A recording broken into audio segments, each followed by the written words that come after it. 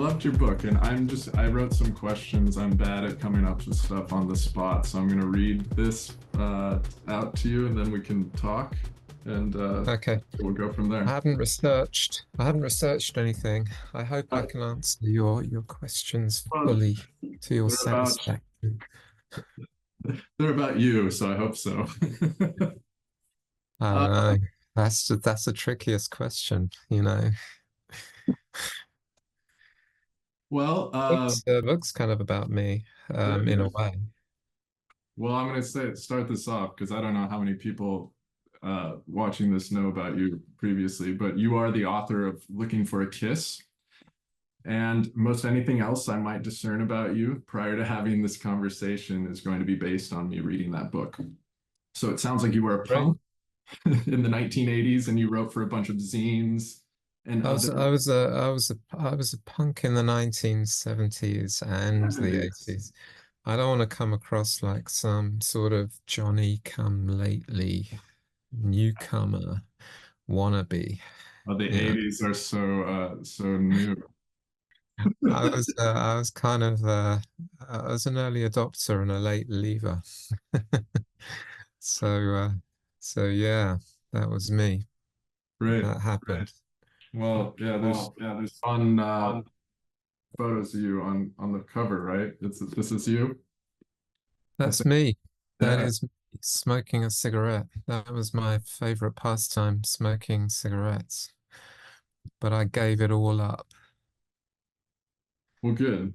Before I go further, let me stop and say, Looking Yeah. for a Kiss is the most surprising book I've read this year, and in the best way possible.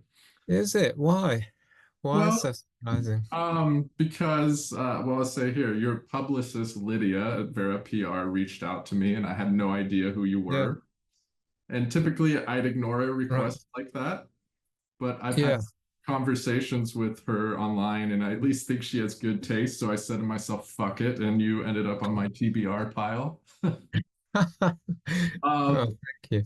and now I could say that you're a hilarious, mean, and also sweet, optimistic writer who's interested in the mysteries of the world and also fashion and sex and an overall fun approach to life.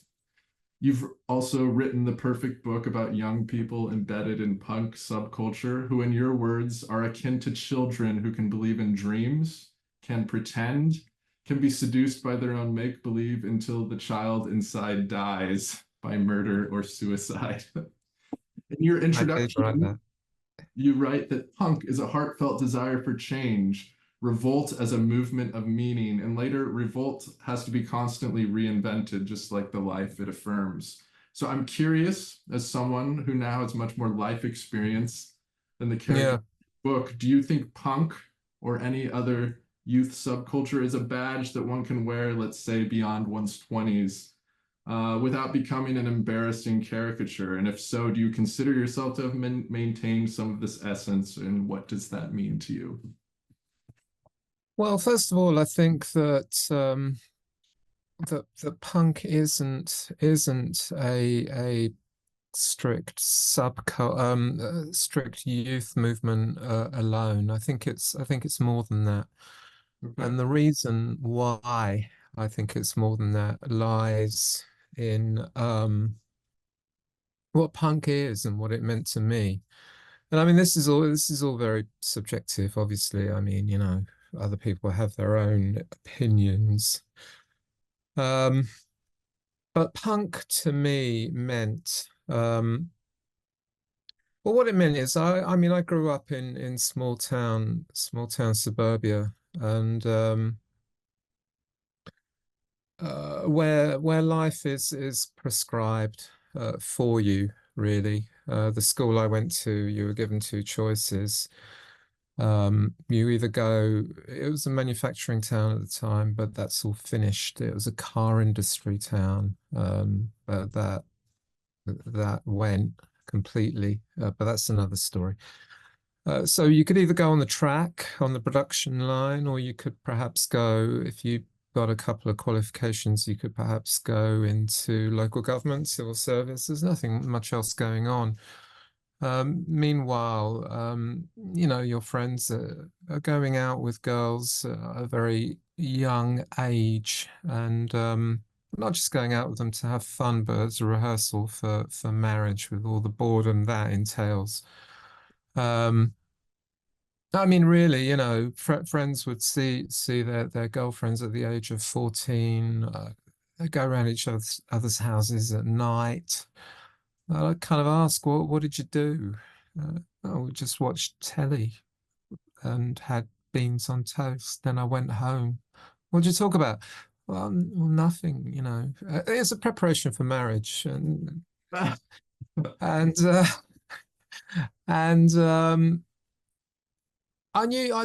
didn't know what I wanted, and perhaps I still don't know what I wanted, but I knew that I didn't want that. When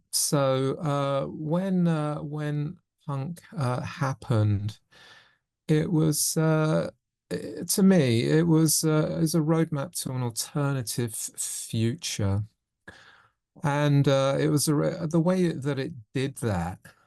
It linked up a lot of wonderful ideas and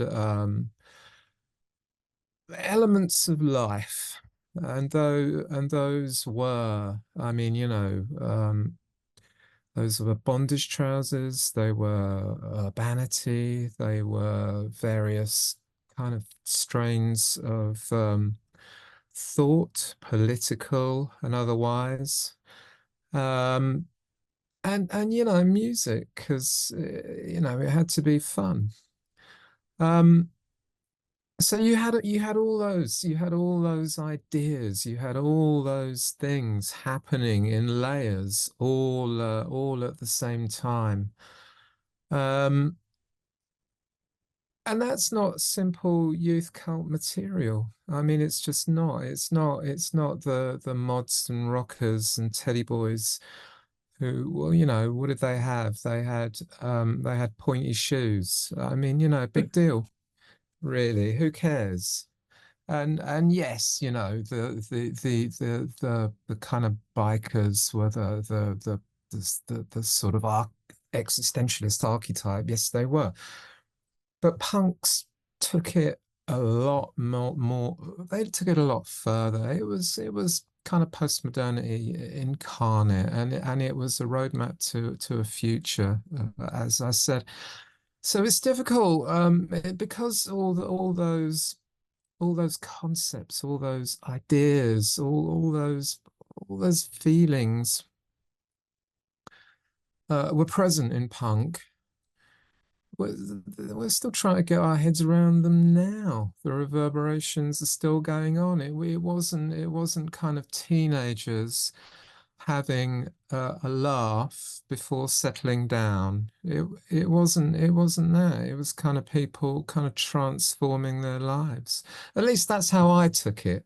And a lot of the people that I hung around with took it. So yeah, so in answer to your question, which I've kind of forgotten what the original thrust was, but I'm sure that I answered it completely and utterly. But Well, if not, then ask me another. well, yeah, okay, fair enough. I'm going to ask you another. Let's move on. Well, so toward the end of your book, you Yeah. include you include an essay you wrote back in 1983 for a zine called New Musical Express. The title of the essay This wasn't a zine. This was an was not a English zine.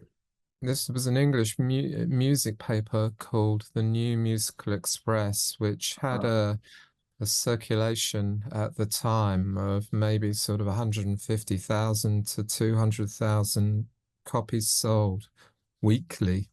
So it okay, was so this is much, much bigger deal than I thought. Didn't you mention that you started a zine by a similar name, or am I totally making that up? my fanzine was called Kick, Uh, which had a slightly lower circulation okay, than well, in New music. Musical Express, you wrote an essay called Positive Punk, right? Yeah, Okay. Uh, I did this is do a that. term I not heard before, and your descriptions of this quote unquote movement caught my attention. Yeah, So you write, the new punk groups are a reflection of this feeling. Their use of mystical slash metaphysical imagery and symbolism is a striking common denominator. mm, Not in a way of dumb dabbling and superficial posturing of, say, a Black Sabbath with their gasp black magic kick, nor is it a silly hippie Tolkien fantasy joyride, or even a killing joke stench of death, gloomier than thou, slice of yeah. fanaticism. It is instead an intelligent and natural interest in mystery rather than history that is a sign of a great mind. Later in this essay, you write, so here it is, the new positive punk with no empty promises of revolution, either in the rock and roll sense or the wider political sphere.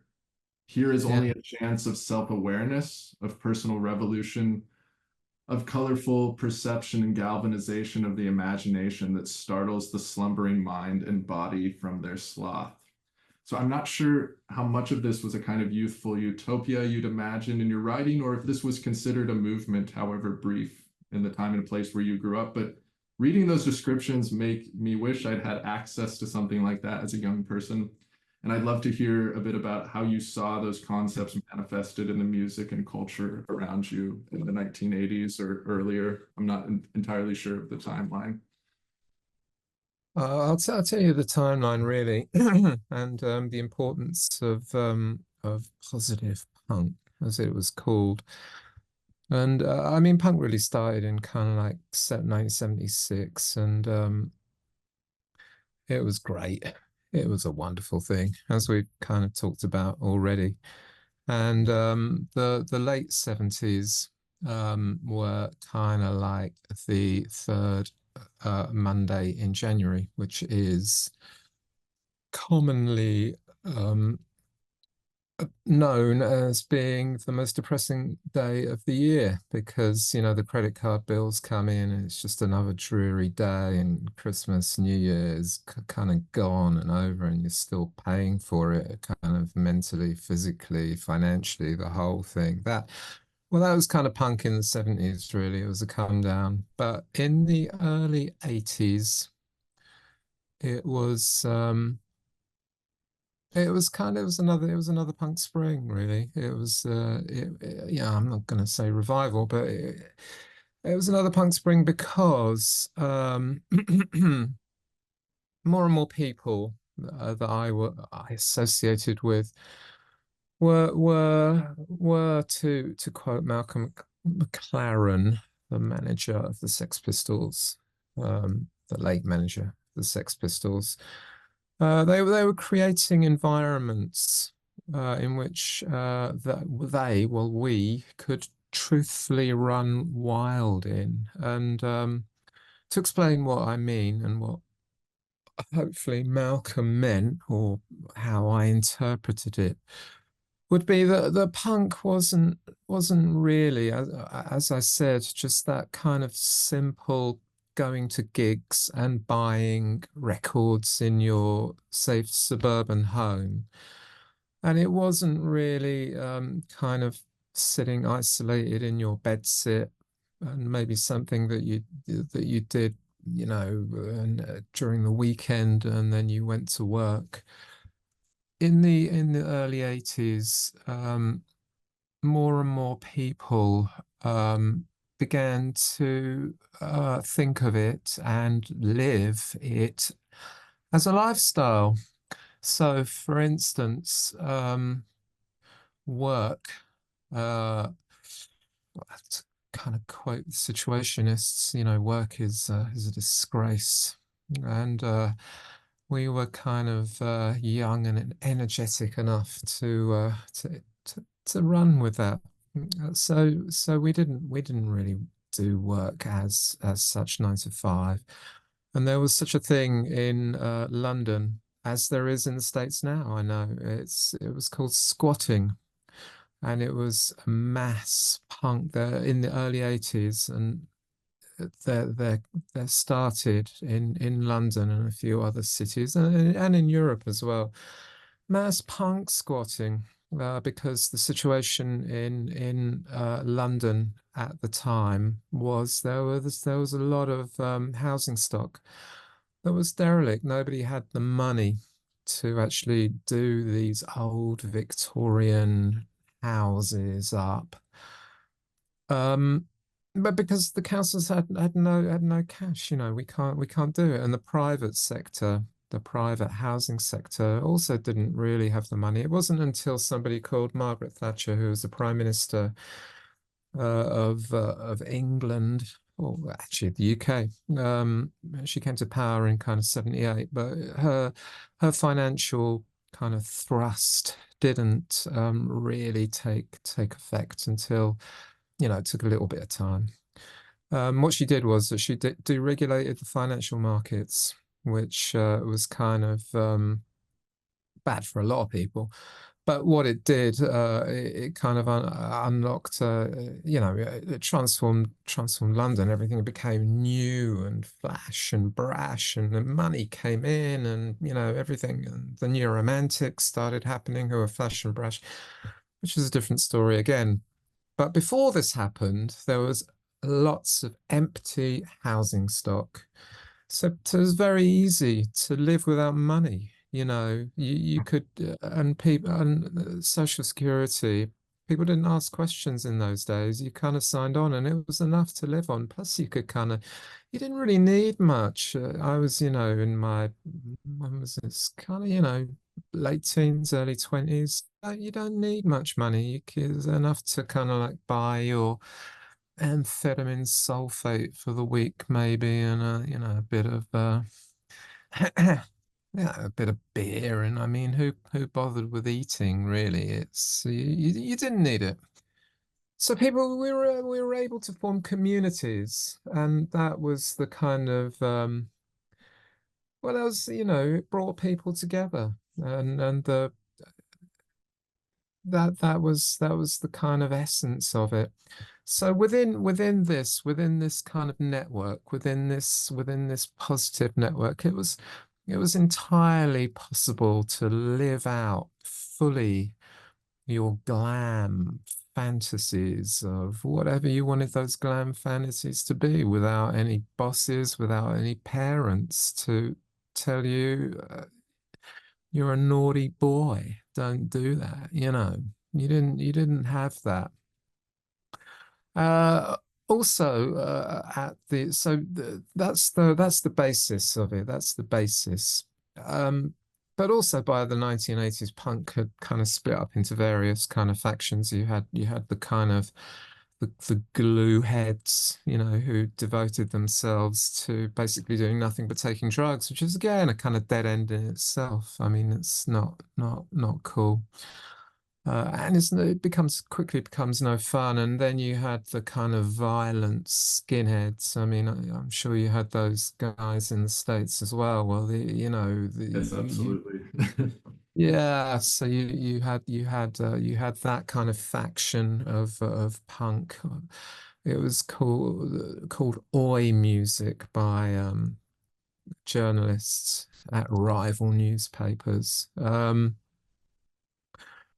And but also you had a kind of loosely aligned kind of grouping of punk who didn't subscribe to any of that, who were colourful and full of vim, and I like to think, go ahead kind of attitude, but with a sense of the here and now as well, without kind of being new romantics. And it was roughly the same time as the new romantics. And do you know the new romantics? People like Steve Strange and the Blitz crowd. I But actually those, don't. Sorry. yeah, well, there were such people. They kind of dressed up in their finery and went to clubs like Blitz. Well, we dressed up in our finery, but we didn't really, they were ladder climbers, whereas we kind of wanted to kick the ladder away. We had that kind of anarchistic essence. We were sincere. Um, And I wrote about the bands associated with the scene for the NME, for the New Musical Express on a weekly basis. You know, that's what I did. You know, I got a little bit of money for it. Yeah, not much, but interviewed a few people, and the editor said, you know, what's the common denominator between all these kind of bands, all these people? I said, well, I guess, you know, compared to everyone else out there, they're kind of positive, you know. And he said, right, great, we'll call it positive punk. And that killed it. It died a death because nobody wants to be named. Nobody wants to anybody to kind of tell. And it was front page of the NME, you know. And as I said, everyone bought it. 150,000 to 200,000 people bought this. And yeah, you know, we're not positive punk. We hate positive punk.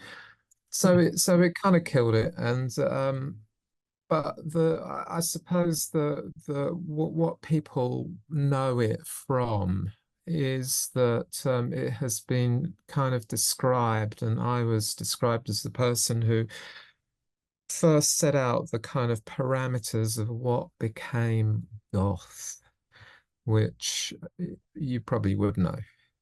I You do, know, but you seem you to do. think, at least in your writing, you seem to think a bit more lowly of the goth scene Of than course, scene. Well, I wrote that at the time, and it was kind of like, and I was kind of bored of it all in any case. So, you know, what goth did really, even though I did kind of set out the tenets of what became goth, with all the kind of, you know, sex and death and, you know, mystery and magic type of shit that the goths like. I mean, I kind of did at the time. I kind of looked down on goths a little bit because they took the kind of, you know, took it all very superficially, I thought, whereas we were deeper. So you know, but I mean, I don't begrudge gothdom anymore. You know, I'm beyond that. I'm beyond being judgmental. I'm no longer judgmental. I've changed as a person, but also, I mean, you know, and also superficiality. I've kind of come to think of as, hey, it's kind of good fun being superficial as well. I'm I aiming for superficiality these days. Put it that way. It's a good thing to go for, right? no, Yeah. I love superficiality. I mean, Yeah. balance, but well, I don't know. You seem much more like it's all good these days talking to you. I feel like in your writing, at least about this stuff, there was almost like a setup of factions, which you've talked about a little bit, like the oi punks and everything else, Yeah. and Yeah. something Yeah. I found interesting about what you described as positive punk is Yeah.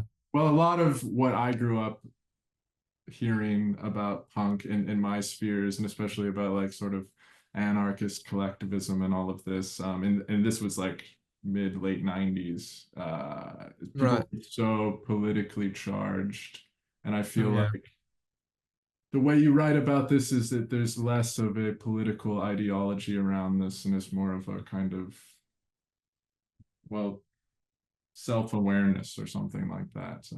I don't know if you. Yeah, it was kind of like it wasn't kind of like a straight ahead political thing. I think I write in the very piece that you refer to.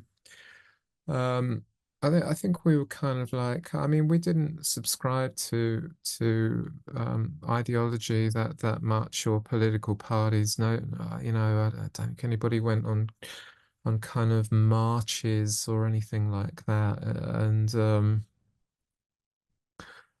certainly nobody voted. I mean, that was kind of out of the question. And all those kind of SWP people, the Socialist Worker Party people, we kind of laughed at because they were kind of boring, basically boring old guys, whereas we were the youth of today.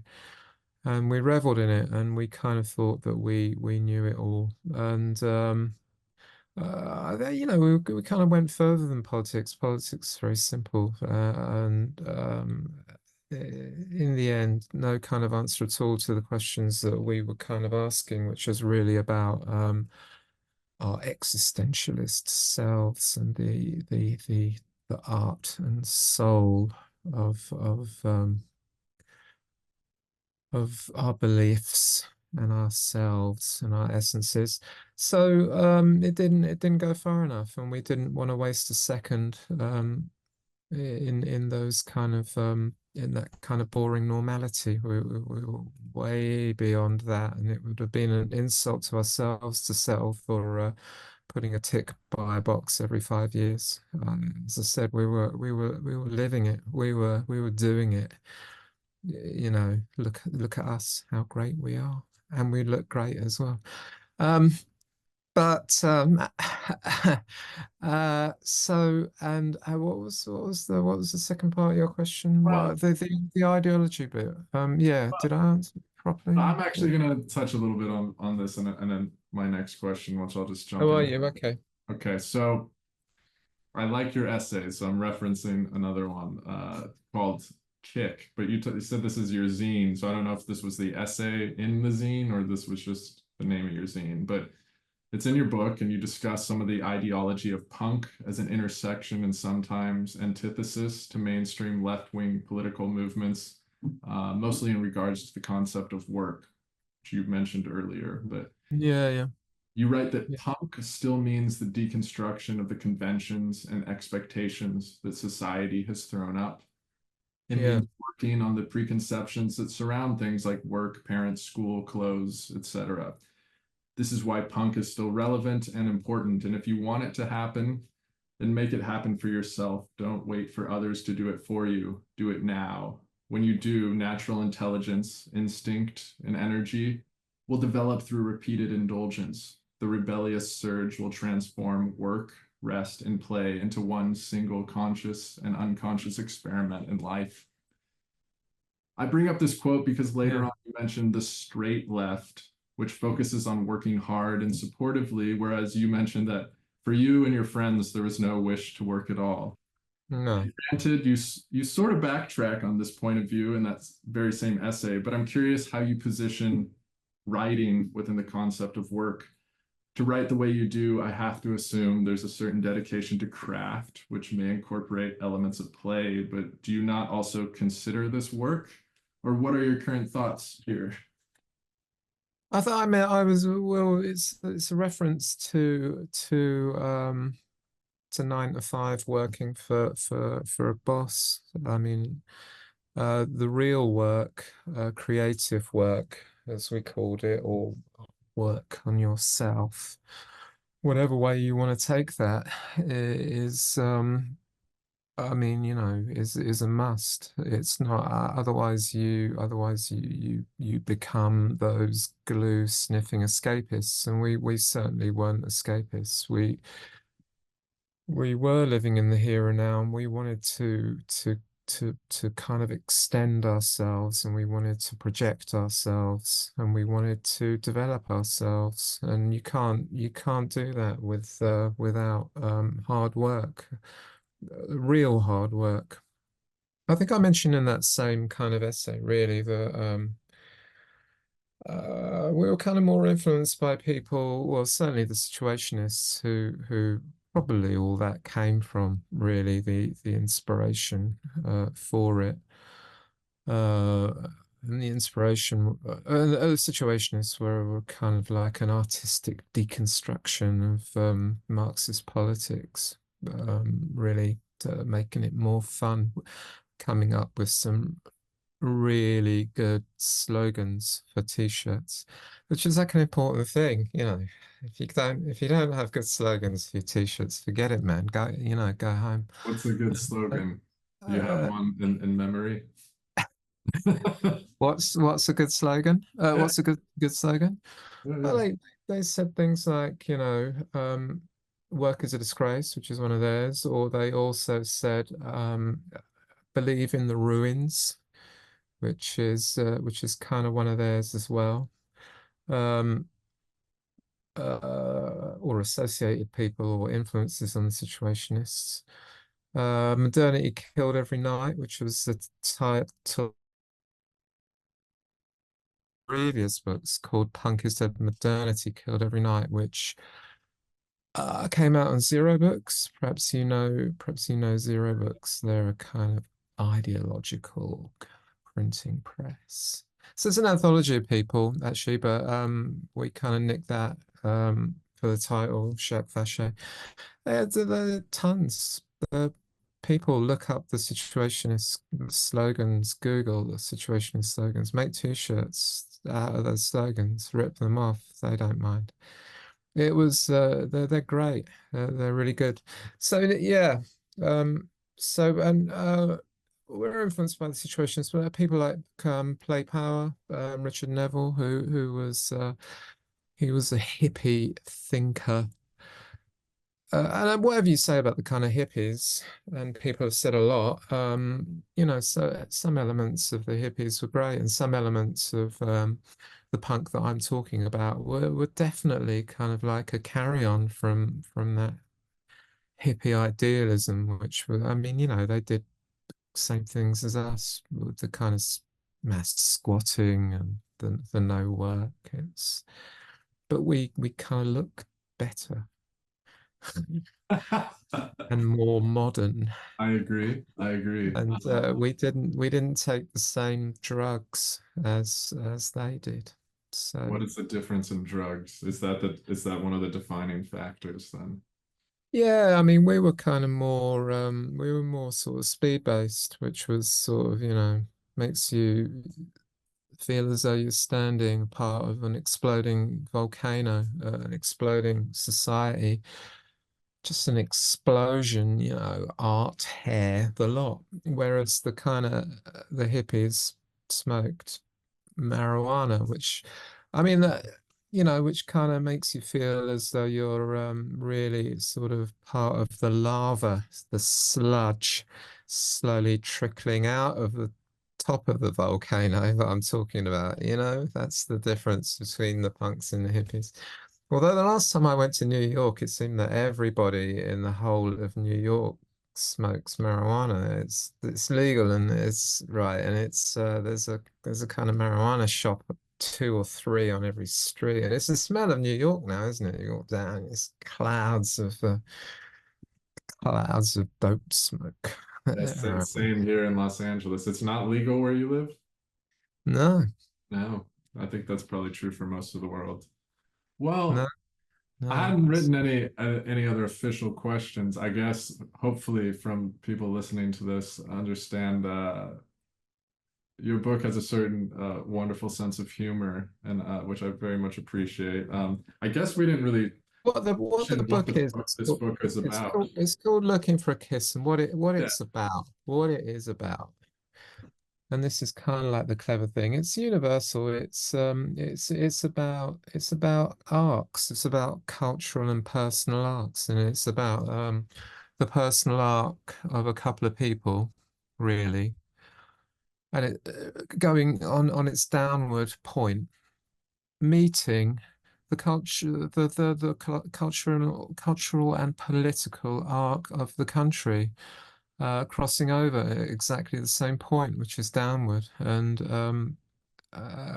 that's what gives the book its universality. It's not just about punk. It's not about you know, it's a universal tale. It's a kind of like a hero's journey. It's about the search for self, which is kind of deep and meaningless is what I'm going for, really. Deep. No, it's got plenty of meaning, and Yeah. that's the kind of reason why the book has been adapted for the screen because Oh wait, it has? This is yeah, official? I got contacted by a guy who lives in Seattle, and he said he emailed me and said, "Oh, I've read the book. I read Looking for a Kiss 20 times. Can I do a screenplay of it?" And I said, "Well, yeah, maybe. Who are you?" And it turned out that he was kind of like a screenwriter for the American festival circuit, film festival circuit, which is kind of like a big thing. I take it. I've heard Yeah, in the yeah, yeah. States. Yeah, so he does all that. So he has written a screenplay of Looking for a Kiss, and he's actually an Oscar winner. He's done the whole Dickie bow and suit going up the red carpet in Hollywood, and but he didn't win it for Oscar for screenplays. He did it. He did win it for sound arranging, getting music for a film. But he knows the kind of business. So but he did that, and we're kind of in league with an entertainments company to at the moment to obtain funding, and we're just kind of getting to the point of thinking about directors. There's people coming on board, which is good. So it's all moving forward, Well, which congratulations. That sounds which is exciting. good. Yeah. Yeah, it should be. Well, we have about 3 minutes before this is going to cut us off. Do you want to say anything else or like plug anything you're working on? I mean, a film in the making is pretty big. That's cool. Yeah. Um, the the film is kind of exciting, and I'm kind of looking forward to getting more and more involved in kind of aspects of it. So that's good, and I'm involved in a short film that has been selected. This is something separate, but will include elements of Looking for a Kiss, that was selected to be part of a psychogeographical convention in Canterbury, coming up later this year, with a friend of mine, which is kind of cool. And psychogeography is it's also a situationist kind of idea. One of their kind of ways of coping with politics and the soul and the world was to kind of like, to walk around, simple as that, and to kind of to find out more about it, to kind of like unpeel the layers of place. And once you start doing that, then you start unpeeling layers about yourself, and you start unpeeling layers about, your various kind of concepts. So we're kind of doing that as a film. I've got to write the text for that, and I- I've also got another book called Disorderly Magic, and other